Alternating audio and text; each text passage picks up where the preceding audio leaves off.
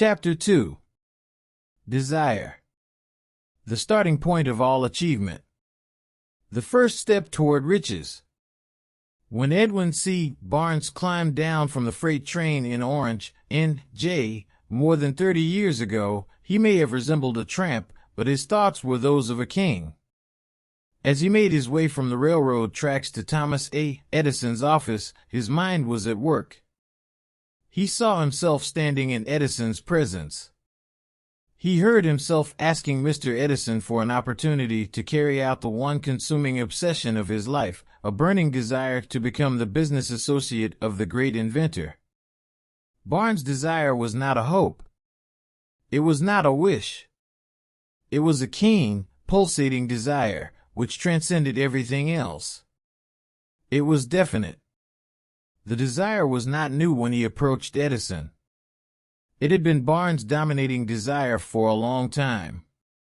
In the beginning, when the desire first appeared in his mind, it may have been, probably was, only a wish, but it was no mere wish when he appeared before Edison with it. A few years later, Edwin C. Barnes again stood before Edison in the same office where he first met the inventor. This time his desire had been translated into reality. He was in business with Edison. The dominating dream of his life had become a reality. Today, people who know Barnes envy him because of the break life yielded him. They see him in the days of his triumph without taking the trouble to investigate the cause of his success.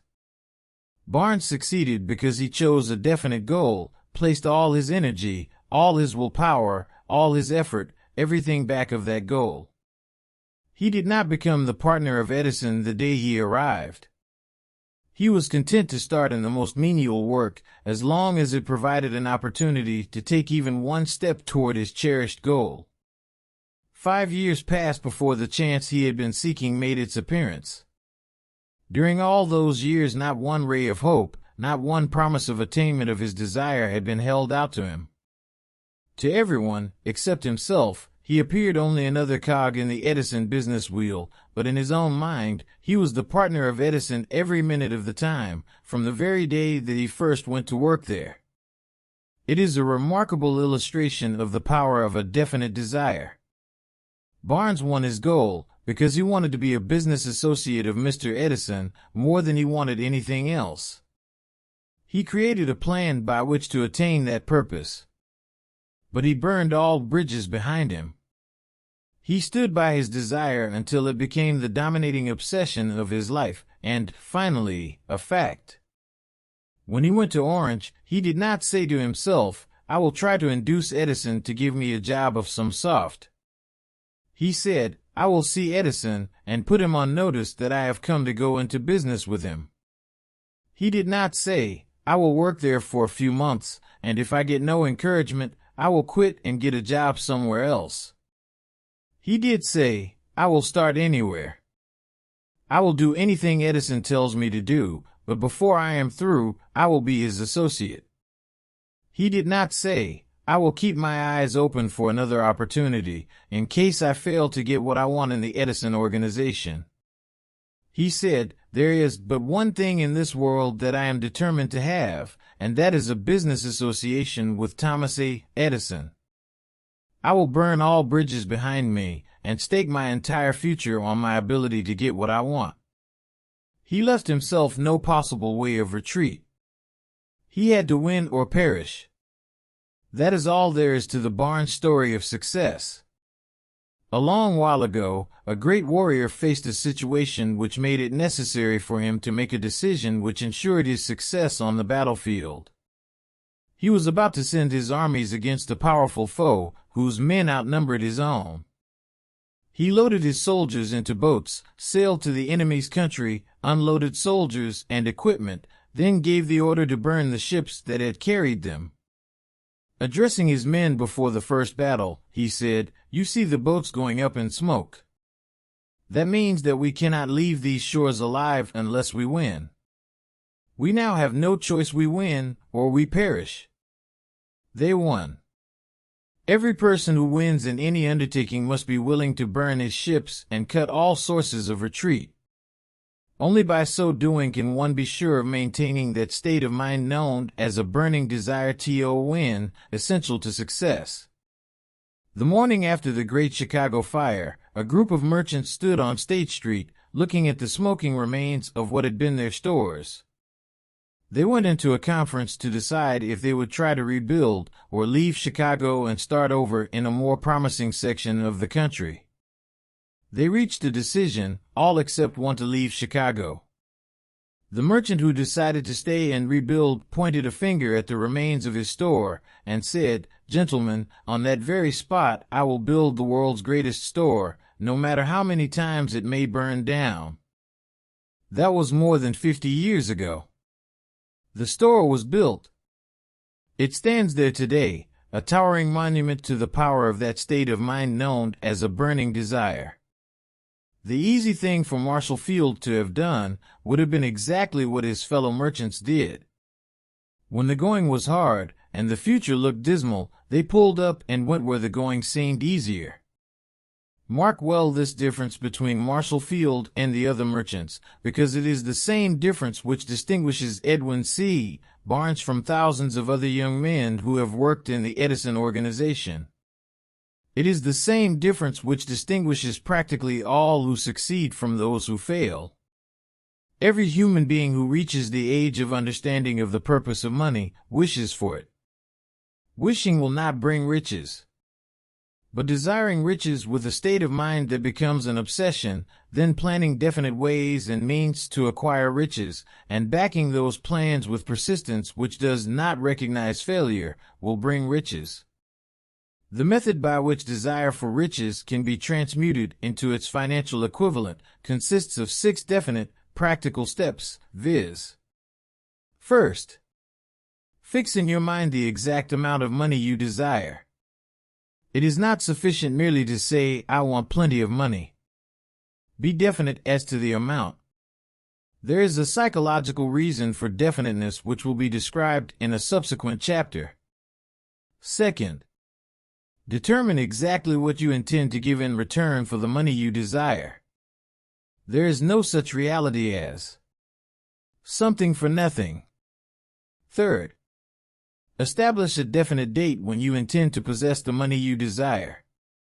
Fourth, create a definite plan for carrying out your desire and begin at once, whether you are ready or not, to put this plan into action. Fifth, write out a clear, concise statement of the amount of money you intend to acquire, name the time limit for its acquisition, state what you intend to give in return for the money, and describe clearly the plans through which you intend to accumulate it. Sixth, read your written statement aloud, twice daily, once just before retiring at night, and once after arising in the morning.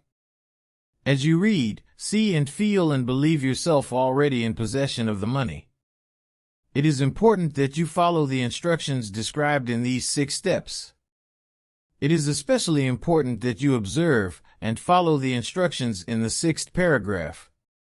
You may complain that it is impossible for you to see yourself in possession of money before you actually have it. Here's where a burning desire will come to your aid. If you truly desire money so keenly that your desire is an obsession, you will have no difficulty in convincing yourself that you will acquire it. The object is to want money, and to become so determined to have it that you convince yourself you will have it. Only those who become money conscious ever accumulate great riches. Money consciousness means that the mind has become so thoroughly saturated with the desire for money that one can see one's self already in possession of it. To the uninitiated, who has not been schooled in the working principles of the human mind, these instructions may appear impractical. It may be helpful to all who fail to recognize the soundness of the 6 steps to know that the information they convey was received from Andrew Carnegie, who began as an ordinary laborer in the steel mills, but managed, despite his humble beginning, to make these principles yield him a fortune of considerably more than $100 million. It may be of further help to know that the 6 steps here recommended were carefully scrutinized by the late Thomas A. Edison, who placed his stamp of approval upon them as being not only the steps essential for the accumulation of money, but necessary for the attainment of any definite goal. The steps call for no hard labor. They call for no sacrifice. They do not require one to become ridiculous or credulous. To apply them calls for no great amount of education. But the successful application of these 6 steps does call for sufficient imagination to enable one to see and to understand that accumulation of money cannot be left to chance, good fortune, and luck. One must realize that all who have accumulated great fortunes first did a certain amount of dreaming, hoping, wishing, desiring, and planning before they acquired money. You may as well know, right here, that you can never have riches in great quantities unless you can work yourself into a white heat of desire for money and actually believe you will possess it.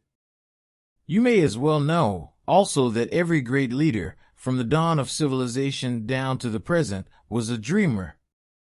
Christianity is the greatest potential power in the world today, because its founder was an intense dreamer who had the vision and the imagination to see realities in their mental and spiritual form before they had been transmuted into physical form. If you do not see great riches in your imagination, you will never see them in your bank balance. Never, in the history of America, has there been so great an opportunity for practical dreamers as now exists. The 6-year economic collapse has reduced all men, substantially, to the same level. A new race is about to be run. The stakes represent huge fortunes which will be accumulated within the next 10 years. The rules of the race have changed, because we now live in a changed world that definitely favors the masses, those who had but little or no opportunity to win under the conditions existing during the Depression, when fear paralyzed growth and development. We who are in this race for riches should be encouraged to know that this changed world in which we live is demanding new ideas, new ways of doing things, new leaders, new inventions, new methods of teaching, new methods of marketing, new books, new literature, new features for the radio, new ideas for moving pictures. Back of all this demand for new and better things, there is one quality which one must possess to win, and that is definiteness of purpose, the knowledge of what one wants, and a burning desire to possess it. The business depression marked the death of one age and the birth of another. This changed world requires practical dreamers who can and will put their dreams into action. The practical dreamers have always been and always will be the pattern makers of civilization. We who desire to accumulate riches should remember the real leaders of the world always have been men who harnessed and put into practical use the intangible, unseen forces of unborn opportunity and have converted those forces, or impulses of thought, into skyscrapers, cities, factories, airplanes, automobiles, and every form of convenience that makes life more pleasant. Tolerance and an open mind are practical necessities of the dreamer of today. Those who are afraid of new ideas are doomed before they start. Never has there been a time more favorable to pioneers than the present. True, there is no wild and woolly west to be conquered, as in the days of the covered wagon, but there is a vast business, financial, and industrial world to be remolded and redirected along new and better lines. In planning to acquire your share of the riches, let no one influence you to scorn the dreamer. To win the big stakes in this changed world, you must catch the spirit of the great pioneers of the past, whose dreams have given to civilization all that it has of value, the spirit which serves as the lifeblood of our own country, your opportunity and mine, to develop and market our talents. Let us not forget, Columbus dreamed of an unknown world, staked his life on the existence of such a world, and discovered it. Copernicus, the great astronomer, dreamed of a multiplicity of worlds, and revealed them. No one denounced him as impractical after he had triumphed. Instead, the world worshipped at his shrine, thus proving once more that success requires no apologies, failure permits no alibis. If the thing you wish to do is right, and you believe in it, go ahead and do it. Put your dream across, and never mind what they say if you meet with temporary defeat, for they, perhaps, do not know that every failure brings with it the seed of and equivalent success.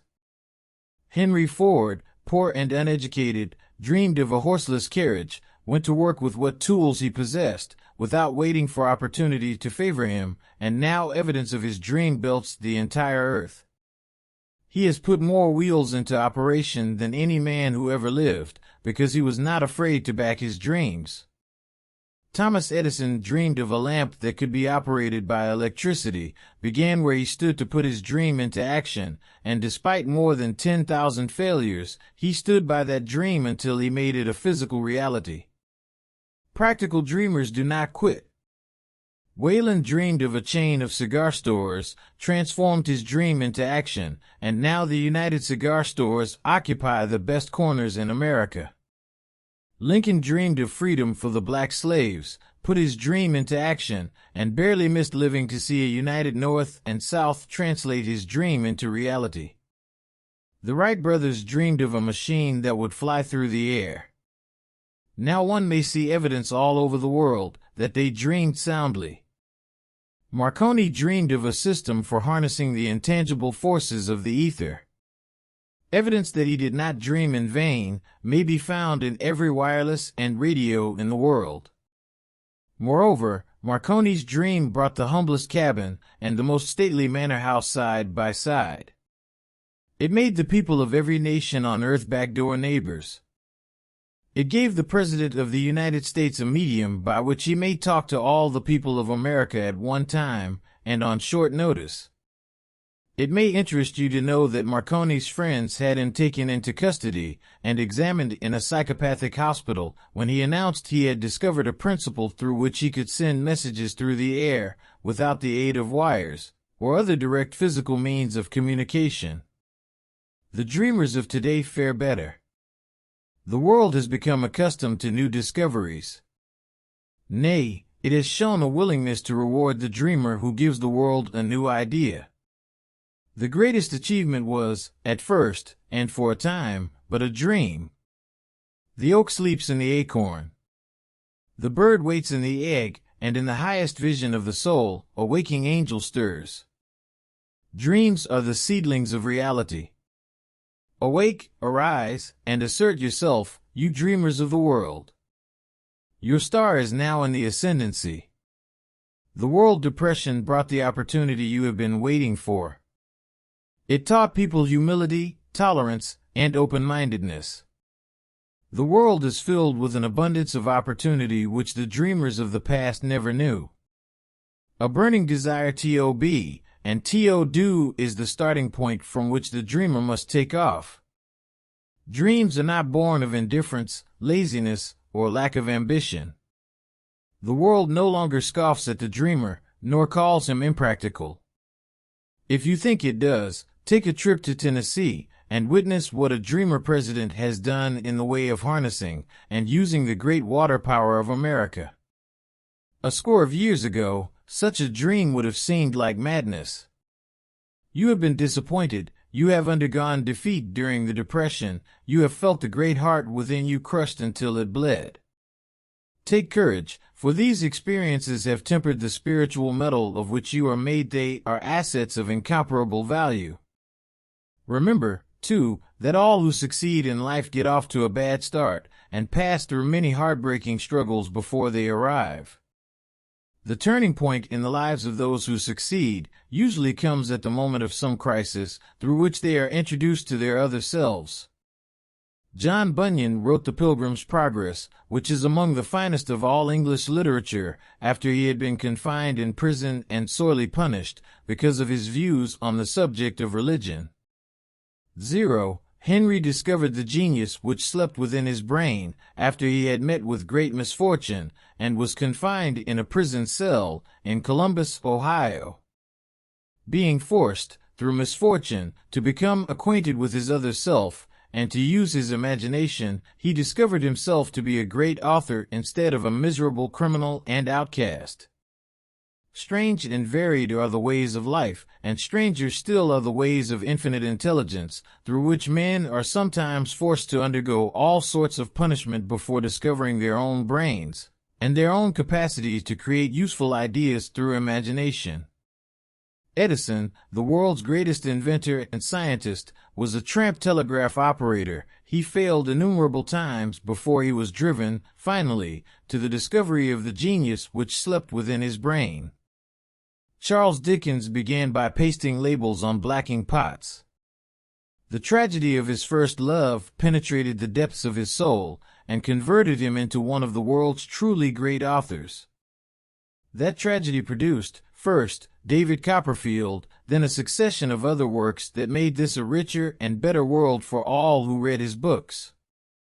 Disappointment over love affairs generally has the effect of driving men to drink and women to ruin, and this, because most people never learn the art of transmuting their strongest emotions into dreams of a constructive nature.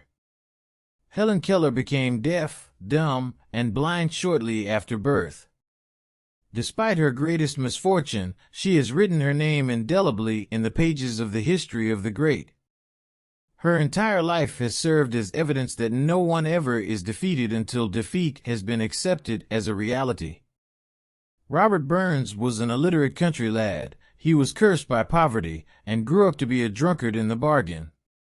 The world was made better for his having lived, because he clothed beautiful thoughts in poetry, and thereby plucked a thorn and planted a rose in its place. Booker T. Washington was born in slavery, handicapped by race and color. Because he was tolerant, had an open mind at all times, on all subjects, and was a dreamer, he left his impress for good on an entire race. Beethoven was deaf, Milton was blind, but their names will last as long as time endures, because they dreamed and translated their dreams into organized thought. Before passing to the next chapter, kindle anew in your mind the fire of hope, faith, courage, and tolerance. If you have these states of mind, and a working knowledge of the principles described, all else that you need will come to you. When you are ready for it, let Emerson state the thought in these words: every proverb, every book, every byword that belongs to thee for aid and comfort shall surely come home through open or winding passages. Every friend whom not thy fantastic will, but the great and tender soul in thee craveth, shall lock thee in his embrace. There is a difference between wishing for a thing and being ready to receive it. No one is ready for a thing until he believes he can acquire it.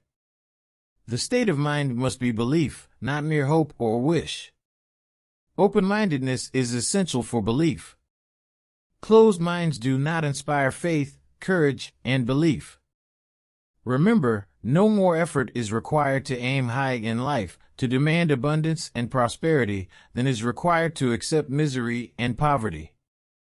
A great poet has correctly stated this universal truth through these lines. I bargained with life for a penny, and life would pay no more. However, I begged at evening, when I counted my scanty store. For life is a just employer, he gives you what you ask. But once you have set the wages, why, you must bear the task.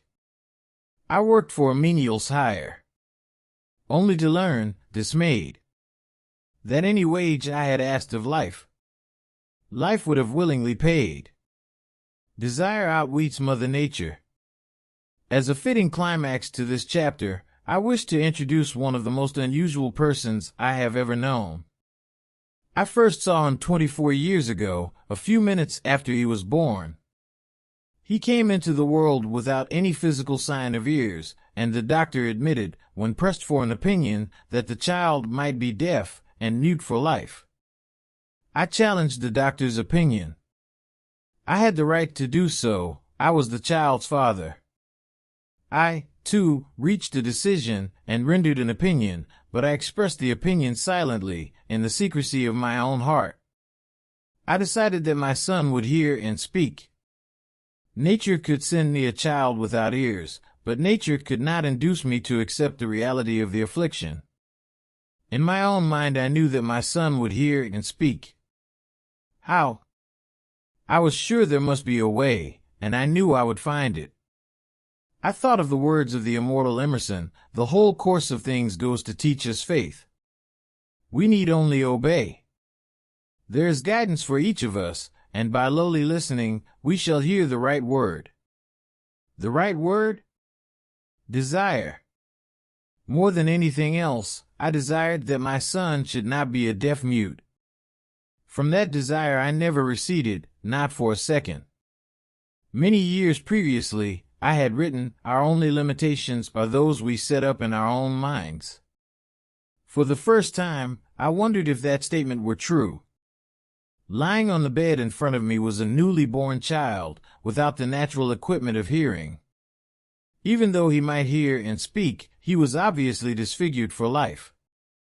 Surely, this was a limitation which that child had not set up in his own mind. What could I do about it? Somehow I would find a way to transplant into that child's mind my own burning desire for ways and means of conveying sound to his brain without the aid of ears. As soon as the child was old enough to cooperate, I would fill his mind so completely with a burning desire to hear that nature would, by methods of her own, translate it into physical reality. All this thinking took place in my own mind, but I spoke of it to no one. Every day I renewed the pledge I bad made to myself, not to accept a deaf mute for a son. As he grew older and began to take notice of things around him, we observed that he had a slight degree of hearing. When he reached the age when children usually begin talking, he made no attempt to speak, but we could tell by his actions that he could hear certain sounds slightly. That was all I wanted to know. I was convinced that if he could hear, even slightly, he might develop still greater hearing capacity. Then something happened which gave me hope. It came from an entirely unexpected source. We bought a Victrola. When the child heard the music for the first time, he went into ecstasies and promptly appropriated the machine. He soon showed a preference for certain records, among them, "It's a Long Way to Tipperary." On one occasion, he played that piece over and over, for almost 2 hours, standing in front of the Victrola, with his teeth clamped on the edge of the case. The significance of this self-formed habit of his did not become clear to us until years afterward, for we had never heard of the principle of bone conduction of sound at that time. Shortly after he appropriated the Victrola, I discovered that he could hear me quite clearly when I spoke with my lips touching his mastoid bone, or at the base of the brain. These discoveries placed in my possession the necessary media by which I began to translate into reality my burning desire to help my son develop hearing and speech. By that time he was making stabs at speaking certain words. The outlook was far from encouraging. But desire backed by faith knows no such word as impossible. Having determined that he could hear the sound of my voice plainly, I began, immediately, to transfer to his mind the desire to hear and speak. I soon discovered that the child enjoyed bedtime stories, so I went to work, creating stories designed to develop in him self-reliance, imagination, and a keen desire to hear and to be normal. There was one story in particular, which I emphasized by giving it some new and dramatic coloring each time it was told. It was designed to plant in his mind the thought that his affliction was not a liability, but an asset of great value. Despite the fact that all the philosophy I had examined clearly indicated that every adversity brings with it the seed of and equivalent advantage, I must confess that I had not the slightest idea how this affliction could ever become an asset.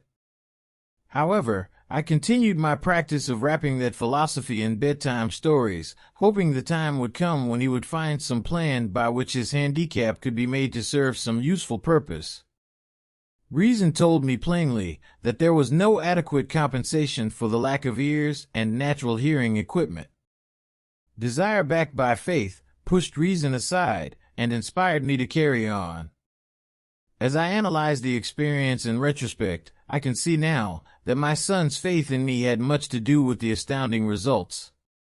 He did not question anything I told him. I sold him the idea that he had a distinct advantage over his older brother, and that this advantage would reflect itself in many ways. For example, the teachers in school would observe that he had no ears, and, because of this, they would show him special attention and treat him with extraordinary kindness. They always did. His mother saw to that, by visiting the teachers and arranging with them to give the child the extra attention necessary. I sold him the idea, too, that when he became old enough to sell newspapers, his older brother had already become a newspaper merchant. He would have a big advantage over his brother, for the reason that people would pay him extra money for his wares, because they could see that he was a bright, industrious boy, despite the fact he had no ears. We could notice that, gradually, the child's hearing was improving. Moreover, he had not the slightest tendency to be self-conscious because of his affliction. When he was about 7, he showed the first evidence that our method of servicing his mind was bearing fruit. For several months he begged for the privilege of selling newspapers, but his mother would not give her consent. She was afraid that his deafness made it unsafe for him to go on the street alone. Finally, he took matters in his own hands. One afternoon, when he was left at home with the servants, he climbed through the kitchen window, shinny to the ground, and set out on his own. He borrowed 6 cents in capital from the neighborhood shoemaker, invested it in papers, sold out, reinvested, and kept repeating until late in the evening. After balancing his accounts and paying back the 6 cents he had borrowed from his banker, he had a net profit of 42 cents. When we got home that night, we found him in bed asleep, with the money tightly clenched in his hand. His mother opened his hand, removed the coins, and cried. Of all things, crying over her son's first victory seemed so inappropriate. My reaction was the reverse. I laughed heartily, for I knew that my endeavor to plant in the child's mind an attitude of faith in himself had been successful. His mother saw, in his first business venture, a little deaf boy who had gone out in the streets and risked his life to earn money. I saw a brave, ambitious, self-reliant little businessman whose stock in himself had been increased 100% because he had gone into business on his own initiative and had won. The transaction pleased me because I knew that he had given evidence of a trait of resourcefulness that would go with him all through life. Later events proved this to be true. When his older brother wanted something, he would lie down on the floor, kick his feet in the air, cry for it, and get it. When the little deaf boy wanted something, he would plan a way to earn the money, then buy it for himself. He still follows that plan. Truly, my own son has taught me that handicaps can be converted into stepping stones on which one may climb towards some worthy goal, unless they are accepted as obstacles and used as alibis. The little deaf boy went through the grades, high school, and college without being able to hear his teachers, excepting when they shouted loudly at close range. He did not go to a school for the deaf.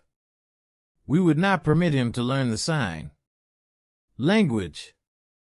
We were determined that he should live a normal life and associate with normal children, and we stood by that decision, although it cost us many heated debates with school officials. While he was in high school, he tried an electrical hearing aid, but it was of no value to him, due, we believed, to a condition that was disclosed when the child was 6 by Dr. J. Gordon Wilson of Chicago, when he operated on one side of the boy's head and discovered that there was no sign of natural hearing equipment. During his last week in college, 18 years after the operation, something happened which marked the most important turning point of his life. Through what seemed to be mere chance, he came into possession of another electrical hearing device, which was sent to him on trial. He was slow about testing it, due to his disappointment with a similar device. Finally, he picked the instrument up, and more or less carelessly, placed it on his head, hooked up the battery, and lo! As if by a stroke of magic, his lifelong desire for normal hearing became a reality. For the first time in his life he heard practically as well as any person with normal hearing. God moves in mysterious ways, his wonders to perform. Overjoyed because of the changed world which had been brought to him through his hearing device, he rushed to the telephone, called his mother, and heard her voice perfectly. The next day he plainly heard the voices of his professors in class, for the first time in his life. Previously he could hear them only when they shouted, at short range. He heard the radio. He heard the talking pictures. For the first time in his life, he could converse freely with other people, without the necessity of their having to speak loudly. Truly, he had come into possession of a changed world. We had refused to accept nature's error, and, by persistent desire, we had induced nature to correct that error through the only practical means available. Desire had commenced to pay dividends, but the victory was not yet complete. The boy still had to find a definite and practical way to convert his handicap into an equivalent asset.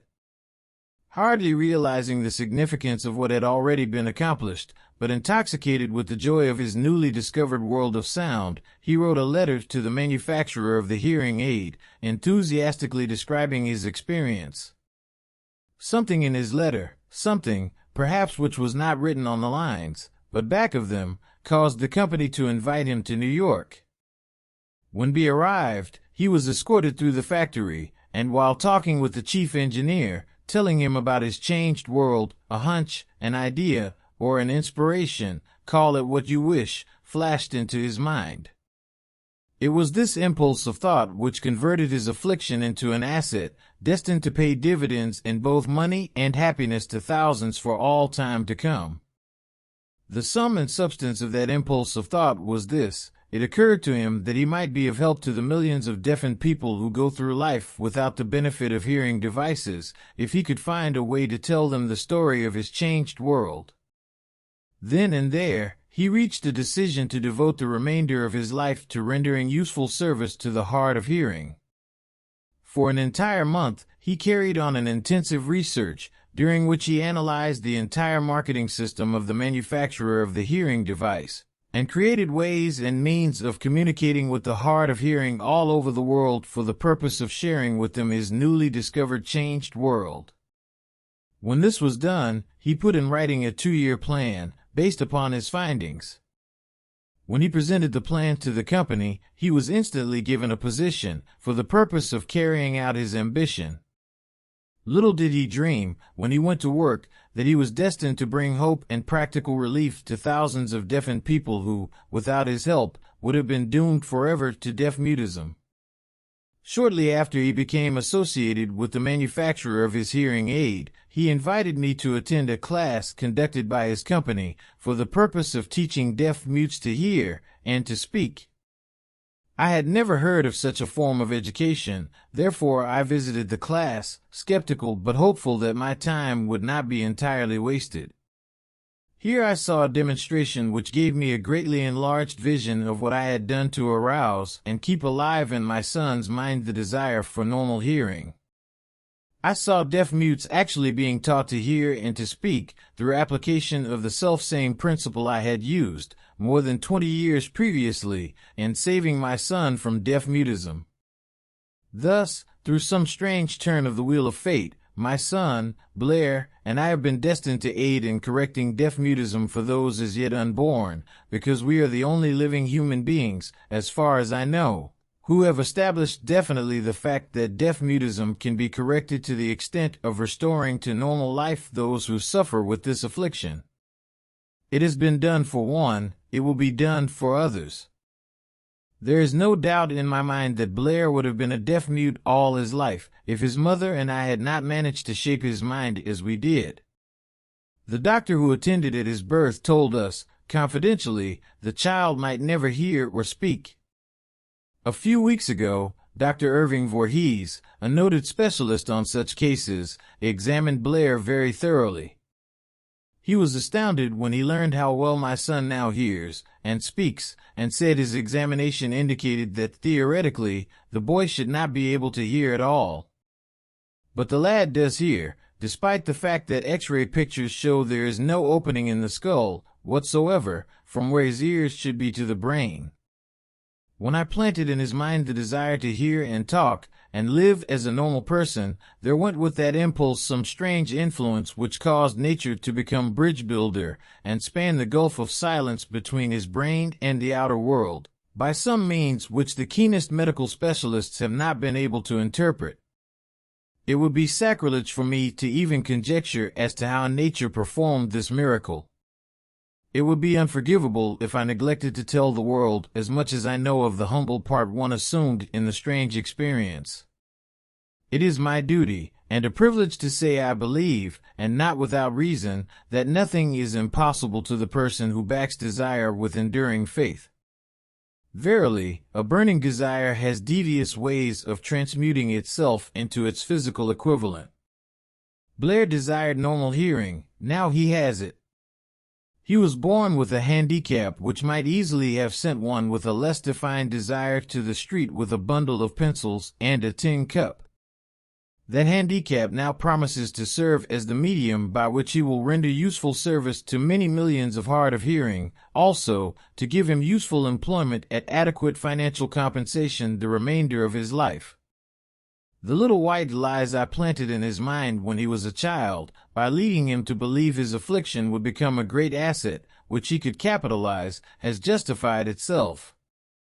Verily, there is nothing, right or wrong, which belief, plus burning desire, cannot make real. These qualities are free to everyone. In all my experience in dealing with men and women who had personal problems, I never handled a single case which more definitely demonstrates the power of desire. Authors sometimes make the mistake of writing of subjects of which they have but superficial or very elementary knowledge. It has been my good fortune to have had the privilege of testing the soundness of the power of desire through the affliction of my own son. Perhaps it was providential that the experience came as it did, for surely no one is better prepared than he to serve as an example of what happens when desire is put to the test.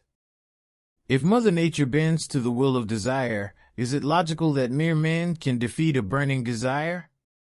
Strange and imponderable is the power of the human mind. We do not understand the method by which it uses every circumstance, every individual, every physical thing within its reach, as a means of transmuting desire into its physical counterpart. Perhaps science will uncover this secret. I planted in my son's mind the desire to hear and to speak as any normal person hears and speaks. That desire has now become a reality. I planted in his mind the desire to convert his greatest handicap into his greatest asset. That desire has been realized. The modus operandi by which this astounding result was achieved is not hard to describe. It consisted of three very definite facts. First, I mixed faith with the desire for normal hearing, which I passed on to my son. Second, I communicated my desire to him in every conceivable way available, through persistent, continuous effort over a period of years. Third, he believed me. As this chapter was being completed, news came of the death of Madame Schumann-Heink. One short paragraph in the news dispatch gives the clue to this unusual woman's stupendous success as a singer. I quote the paragraph because the clue it contains is none other than desire. Early in her career, Madame Schumann-Heink visited the director of the Vienna Court Opera to have him test her voice. But he did not test it. After taking one look at the awkward and poorly dressed girl, he exclaimed, none too gently, with such a face, and with no personality at all, how can you ever expect to succeed in opera? My good child, give up the idea. Buy a sewing machine and go to work. You can never be a singer. Never is a long time. The director of the Vienna Court Opera knew much about the technique of singing. He knew little about the power of desire, when it assumes the proportion of an obsession. If he had known more of that power, he would not have made the mistake of condemning genius without giving it an opportunity. Several years ago, one of my business associates became ill. He became worse as time went on, and finally was taken to the hospital for an operation. Just before he was wheeled into the operating room, I took a look at him and wondered how anyone as thin and emaciated as he could possibly go through a major operation successfully. The doctor warned me that there was little if any chance of my ever seeing him alive again. But that was the doctor's opinion. It was not the opinion of the patient. Just before he was wheeled away, he whispered feebly, "Do not be disturbed, Chief, I will be out of here in a few days." The attending nurse looked at me with pity. But the patient did come through safely. After it was all over, his physician said, nothing but his own desire to live saved him. He never would have pulled through if he had not refused to accept the possibility of death. I believe in the power of desire backed by faith, because I have seen this power lift men from lowly beginnings to places of power and wealth. I have seen it rob the grave of its victims. I have seen it serve as the medium by which men staged a comeback after having been defeated in 100 different ways. I have seen it provide my own son with a normal, happy, successful life, despite nature's having sent him into the world without ears. How can one harness and use the power of desire? This has been answered through this and the subsequent chapters of this book. This message is going out to the world at the end of the longest and perhaps the most devastating depression America has ever known.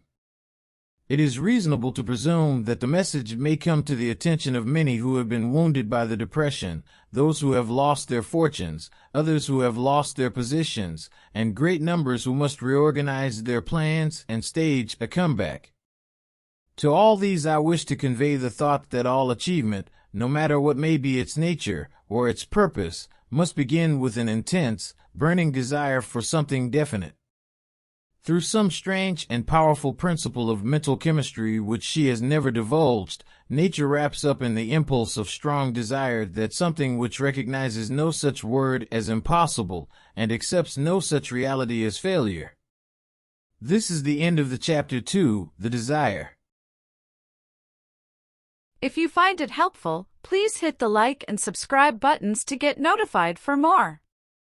Thank you so much.